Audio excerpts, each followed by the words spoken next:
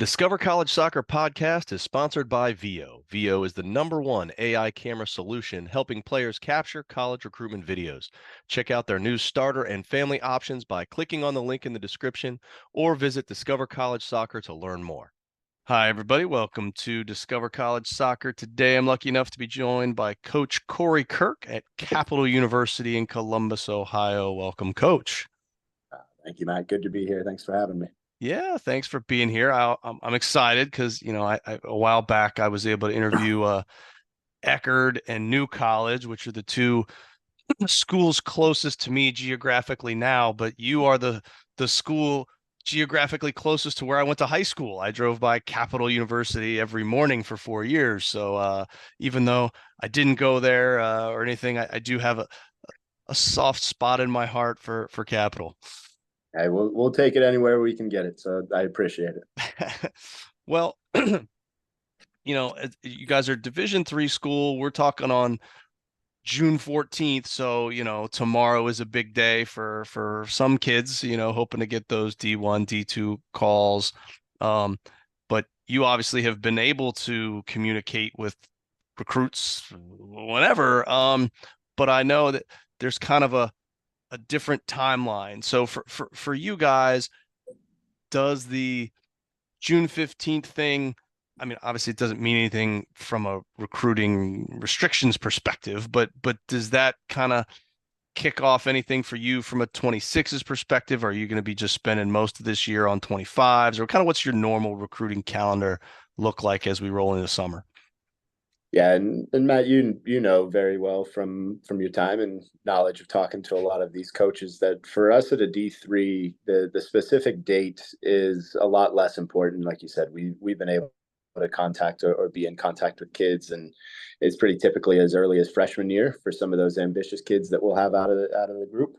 But right around this time of year for at least for me as a D3 institution and kind of how we want to look at our timeline, it's really right around the time for us to really kind of kick into gear for the 25 class or the guys that are coming into a senior class. Now, these are guys that we've probably identified and had some initial contact, but right around this time of the year is where we really start to kind of hone in on what our class could shape up to look like and who are some of those guys that might fit in well to that group.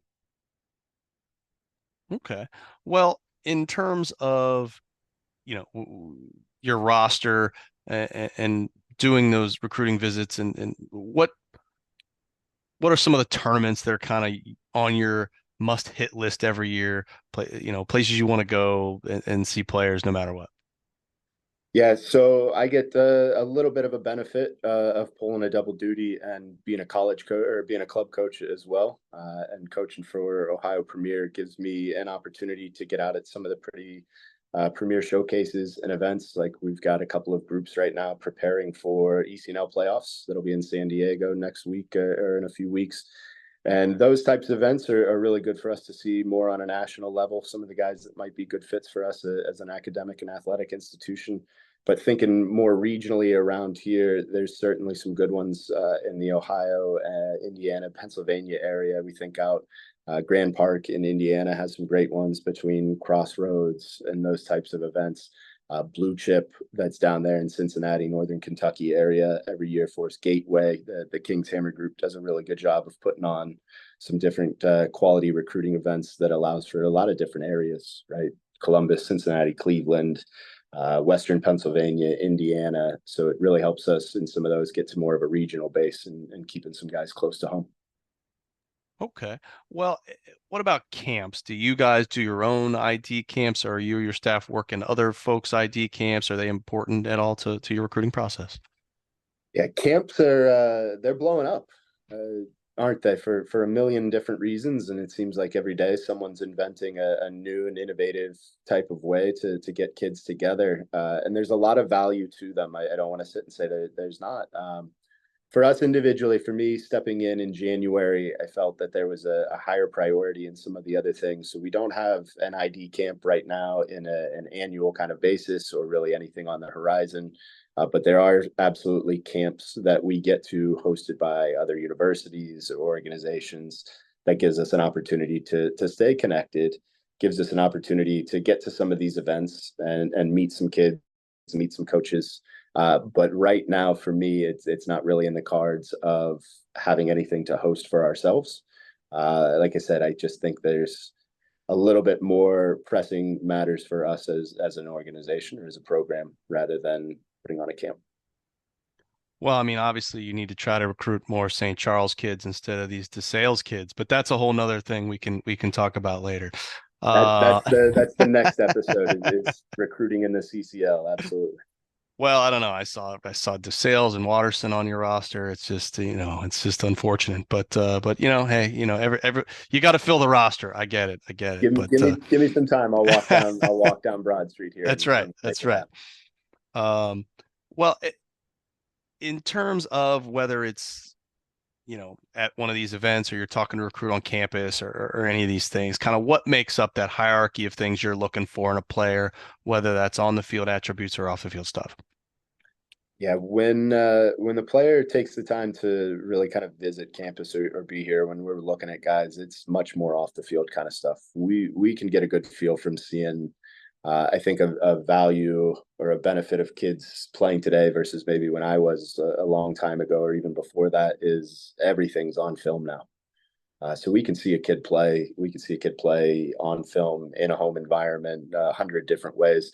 When we're really getting to know kids when they're on campus, when we're talking to them, it's really trying to figure out who they are as students, who they are as kids, what their family lives are like. We know that there's a lot of different situations and scenarios, but how do they treat their families? How do they fall into their family structure?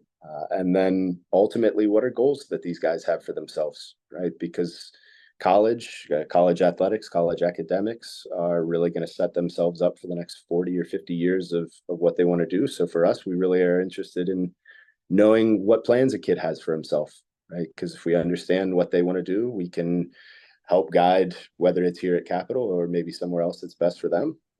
But it's really trying to understand who they are as people and what they want to achieve, because then it really helps us understand maybe how we can help fit into that. No, it makes sense. Well, in terms of the school itself, you just started in January, so um, you know, I I know you've kind of been in the area though, over the years, so you have a little bit of understanding of capital before you came in. But what was it that kind of drew you to the position? What are some of the things that you've learned about capital that you feel kind of make it an outstanding university? Maybe some things we wouldn't even know by going through the website. Yeah, so I've had just from coaching staff that has been here for a very long time, previous to me or Frank, who served in an interim role last year, have a great deal of knowledge on kind of the inner workings of this group about it being a little bit more than soccer. And as I got into January and went through the interview process and really started to understand who the people were, who the kids were, I think that's what I've started to find that you're not going to find on a website. And I think that's what you're going to find anytime you go into an organization or what the people are that make up that group, what drives them, what motivates them. And I think that's really what I've found that you're going to find most out of our program is that between the student organizations that we have on campus, the different intercollegiate athletic events that these kids like to go and participate in. Every time I went to a basketball game, there's 15 men's soccer players there watching and supporting. So I think that's what you're going to find about this group is that it's so much more than soccer for them, and they're now in an area where they can impact their lives a little bit differently than maybe a different area. Right, we're right here in downtown Bexley, which is just a few minutes from downtown Columbus. You can see the skyline every day as you take a look, driving in and out. And I think it's where you're going to find that these guys are soccer players that are so much more than that, and that gives them a much more well-rounded college experience. And that's really what drew me to this campus and drew me to the position was understanding that I think you'll go if you go and poll a lot of D3 soccer coaches, you're going to find that the actual amount of soccer coaching we do is somewhere in that 25 to 30% range.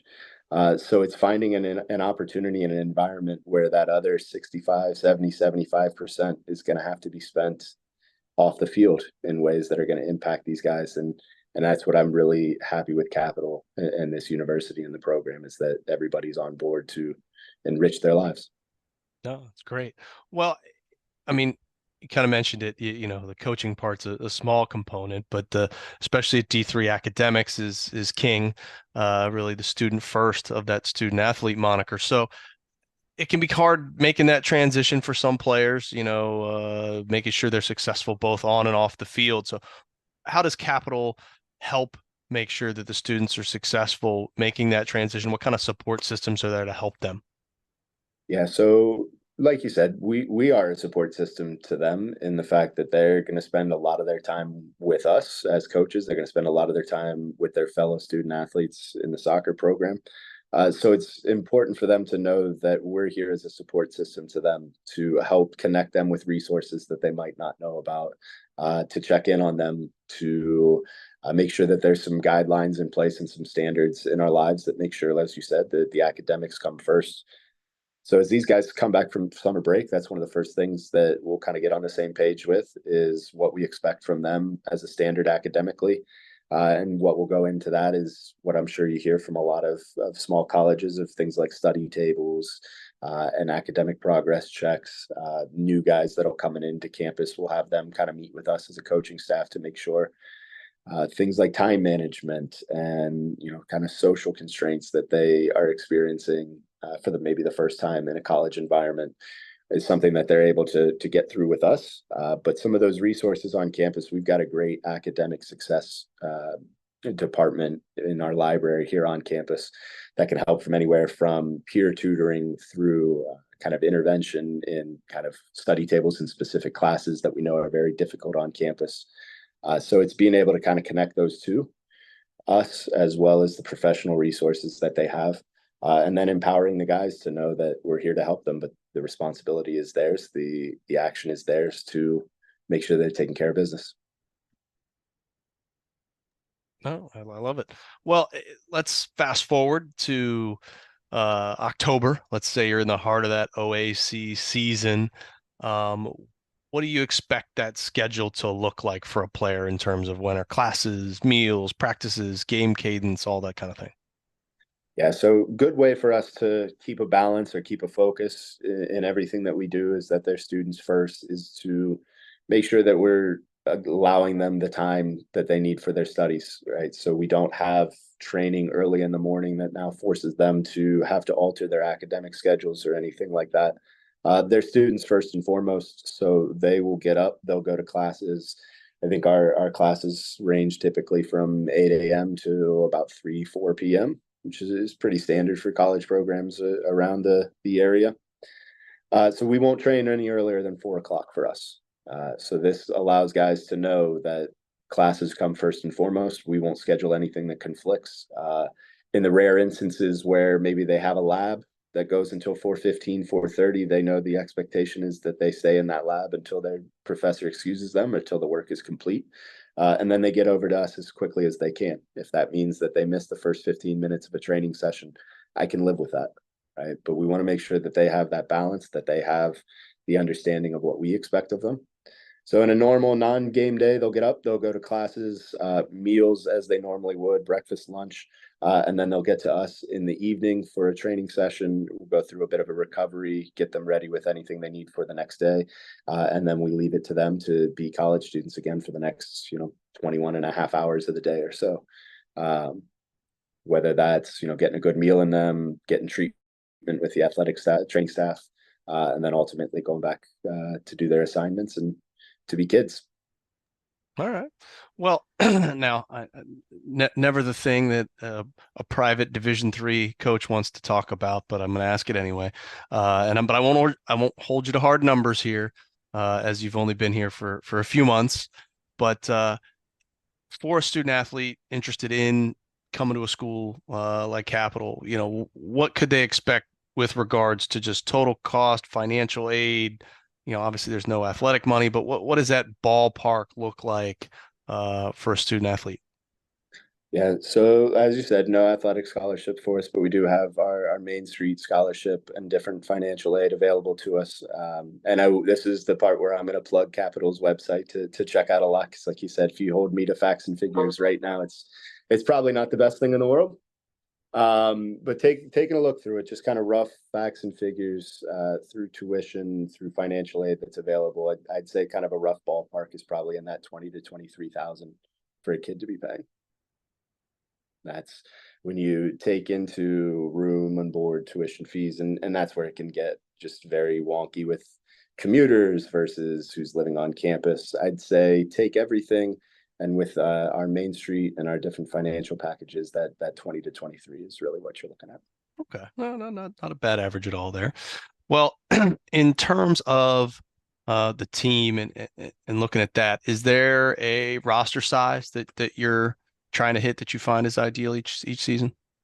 Yeah, that's always a good question. That's always a delicate one to balance for a lot of different reasons. I think a number that's pretty consistent or a range that's pretty consistent for me to think through is around 28 to 32 on a roster with three or four of those being goalkeepers, right? So if you think around 24 to 27, 25 to 28 field players plus the goalkeepers that we get ourselves into. Um, that I think gives us a strong enough balance into what we want to do as a program. I think it gives us the right amount of depth that you're going to need through a college program because injuries happen, events happen through a year where you're going to be missing some guys and you have to be able to account for it. But you also want to make sure that you're keeping every guy on the roster engaged. You want to make sure that they've got a role. They know what it is. It may not be the 90-minute captain that's leading the team on the field, but everyone's got a role. If I bring in 65, 70 guys and I've got 9 left backs, I find it a lot more difficult to keep some of those guys down lower in a depth chart or in a role clarity engaged.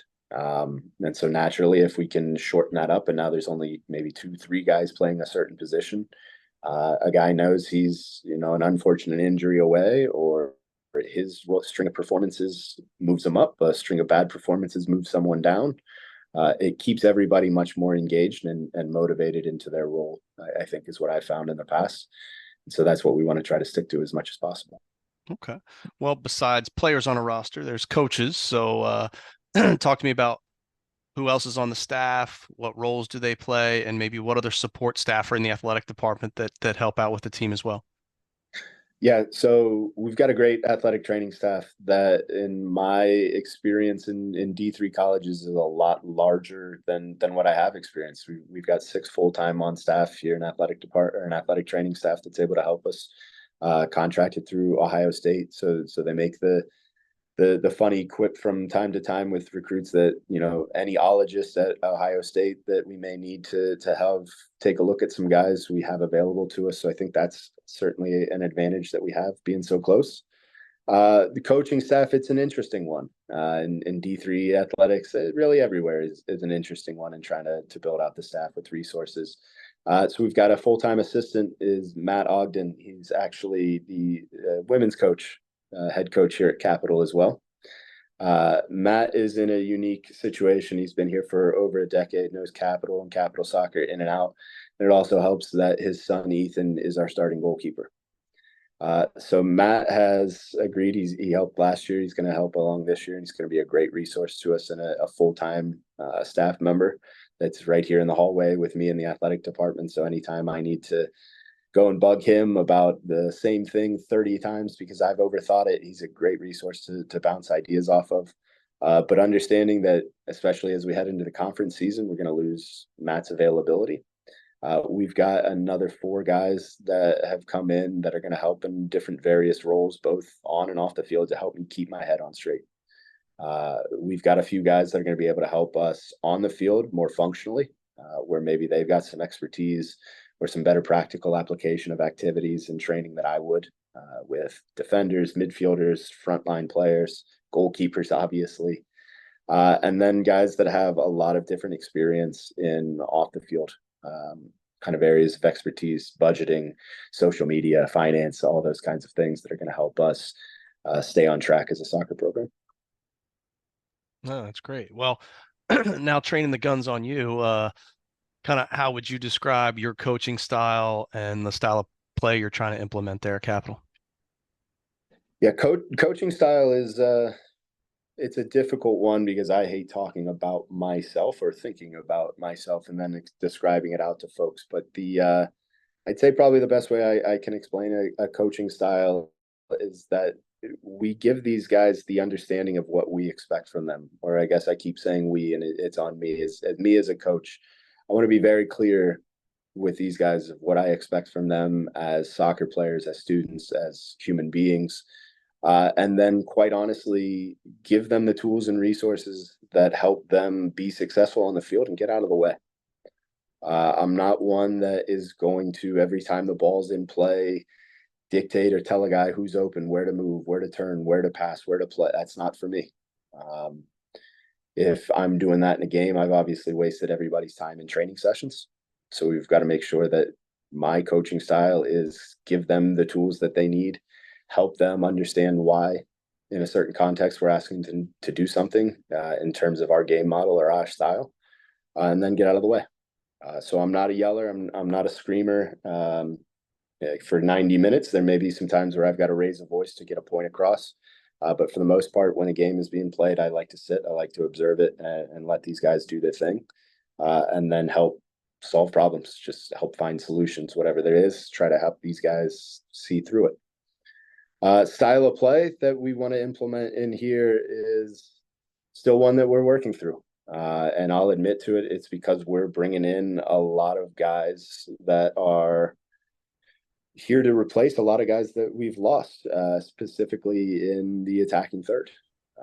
Whether it's graduation or guys using a fifth year. So we've got Jack Kasuji, who's been here for a long time and has done a great job, who's going to move on to Seton Hall to use up his fifth year of eligibility. A great goal scorer and creator of opportunities for us. Three or four other guys that through graduation or through some transfers that we're going to be missing. So we're going to bring in a lot of guys. We're going to be young, but we want to sit down and we want to play soccer. We want to keep the ball on the ground. We want to find ways to exploit opportunities, whether that's overloads to isolations, whether that's a little bit more direct play. That's something that we're still trying to figure out, but it's going to blend the team that we have together and figure out the best way to play soccer. Awesome. Well, you did join in January, so you got to have the spring season with the team. Yep. So what does an off-season springtime look like for your team? So the spring is one, and again with a D3, it's a bit more of a relax. We've got some real kind of restrictions on the number of times that we can get together and train, or what we can do with them, or the number of competitions that we can have in the spring. So for us, it's finding that balance of getting the right level of competition, but also knowing that the spring is also there for them to maybe compensate for some things that they had to sacrifice in the fall, right? If they took a few credit hours less in the fall to focus on soccer, but need to ramp up and take an extra class, we respect that, and we expect that to come with the spring. So that's off the field, maybe a little bit more focused into their academics because they have the time. They're not with us 6 days a week.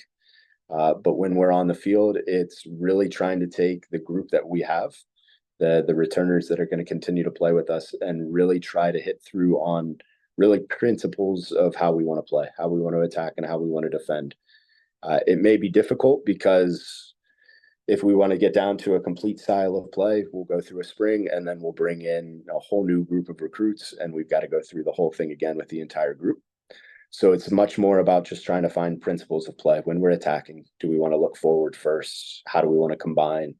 And then it's really just getting after it and competing as much as possible, whether it's 11v11 or it's a Champions League style where we're tracking points in different activities and throwing it up on a leaderboard. It's really giving these guys an opportunity to use the spring to find a competitive balance for themselves. Okay.